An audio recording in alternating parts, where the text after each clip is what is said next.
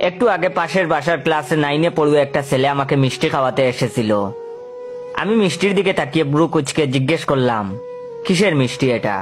সে আমার কথার প্রতি উত্তরে লজ্জা মিশ্রিত হেসে বলল, পরীক্ষায় গোল্ডেন পেয়েছে তার মিষ্টি। আমার ব্রুদয় আর একটু কুচকে গেল। পরীক্ষায় গোল্ডেন পেয়েছে, কিন্তু ছেলে তো ক্লাস 9-এ পড়ে, এখন কোনো পরীক্ষাও হয়নি, তবে গোল্ডেন পেল কিভাবে? আমি সন্দেহান গলায় জিজ্ঞেস করলাম, তুমি তো ক্লাস 9-এ পড়ো আর এখনো পরীক্ষা হয়নি, তো কিসে গোল্ডেন পেয়েছো? ছেলেটা এবার লজ্জা নুয়ে গেল, মৃদু সুরে বলল, আমার সে এবার জেএসসি দিয়েছে, গোল্ডেন পেয়েছে। আমি টাকা জমিয়ে মিষ্টি কিনে বন্ধুদের ট্রিট দিচ্ছি, তাই তোমাকেও মিষ্টি খাওয়াতে আসলাম।